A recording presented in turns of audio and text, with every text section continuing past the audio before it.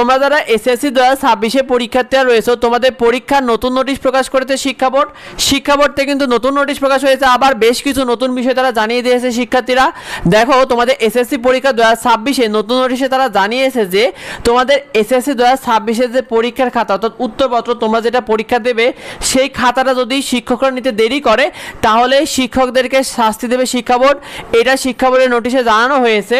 অর্থাৎ শিক্ষকদের বলা রয়েছে যে তোমাদের পরীক্ষার পরপরই নির্ধারিত সময়ের মধ্যে তোমাদের খাতা দেখা শেষ করতে হবে এবং খাতা দেখিয়ে তারা খাতার নাম্বারটা বোর্ডে পাঠাতে হবে, এটা বলা হয়েছে। সেই সাথে শিক্ষার্থীরা আরও জানানো হয়েছে যে তোমাদের এসএসসি 2026 পরীক্ষায় খাতা দেখার জন্য শিক্ষকদের জন্য কঠোর নির্দেশনা থাকছে।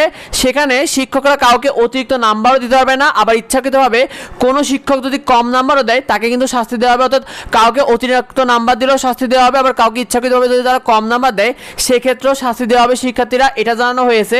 সেই সাথে তোমাদের খাতা বহিষ্কার এবং পরীক্ষা বাতিলের নিয়ম নিয়েও বেশ কিছু বিষয় শিক্ষা বোর্ড জানিয়েছে। তারা বলেছে যে তোমার প্রশ্নের কোনো উত্তর অর্থাৎ তুমি যদি কোনো প্রশ্ন উত্তর লিখেছো অর্থাৎ তুমি পরীক্ষার মধ্যে কোনো প্রশ্ন উত্তর লিখছো সেই প্রশ্ন উত্তরের মধ্যে তুমি যদি তোমার কোথাও রোল নাম্বার অর্থাৎ SSC roll number, registration number, তোমার নাম, পিতার নাম, তোমার স্কুলের নাম এগুলো যদি তোমার কোনো প্রশ্নের উত্তরের মধ্যে লেখো শিক্ষার্থীরা তাহলে তোমার খাতা কিন্তু বাতিল হয়ে যাবে। অর্থাৎ তোমার কোনো প্রশ্নের ভেতরে খাতার প্রশ্নের ভেতরে তোমার সম্পর্কে কোনো কিছুই লেখা যাবে না।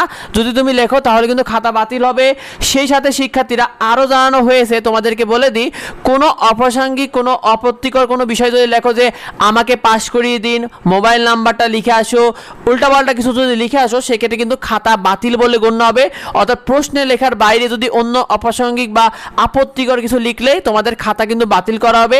এর সাথে তোমাদের আরো বলা হয়েছে যে কোনো পরীক্ষার্থীর নিকট তোমাদের প্রবেশপত্র ও রেজিস্ট্রেশন যে কার্ডটা রয়েছে এটার বাদে যদি অন্য কিছু পায় সেটাকে কিন্তু তারা নকল বলে গণ্য করবে। পরীক্ষার্থী যদি বারবার কথা বলে বা তোমরা যদি বারবার ইশারা করো সেক্ষেত্রে তোমরা বহিষ্কার হতে পারো, অথবা তোমরা বারবার যদি অন্যের খাতাটা দেখে লেখো এক্ষেত্রে কিন্তু এই বহিষ্কারের সুযোগ থাকবে শিক্ষার্থীরা। আরেকটা বিষয়, তোমাদের সাইলেন্ট এক্সপেল বা নীরব বহিষ্কার সম্পর্কে তোমরা জেনেছো যে তোমাকে এক্সপেল করা হবে কিন্তু তুমি জানতেও পারবে না যে তুমি এক্সপেল করা হবে পরীক্ষা শেষ হওয়ার আগ পর্যন্ত। সেক্ষেত্রে তোমার খাতার উপর এখানে কিন্তু রিপোর্টেড কথাটা লেখা থাকবে। তবে সাইলেন্ট এক্সপেল নিয়ে ইতিমধ্যে অনেকে প্রতিবাদ করছে, অনেক লেখালেখি করছে। তো তোমরা কি মনে করো কমেন্টে আমাদেরকে জানিও। আর এই বিষয়টা বেশি বেশি তোমার বন্ধুদের মধ্যে শেয়ার করে দাও, কারণ অধিকাংশ শিক্ষার্থীরাই এই নিয়মগুলো ঠিকমতো জানে না বলে কিন্তু সমস্যায় পড়বে। তাই বেশি বেশি করে শেয়ার করো, তার তোমার বন্ধুরা এই বিষয়টি জানতে পারে। দেখা হয় পরবর্তী ভিডিওতে, পরবর্তী আপডেটে। ধন্যবাদ সবাইকে।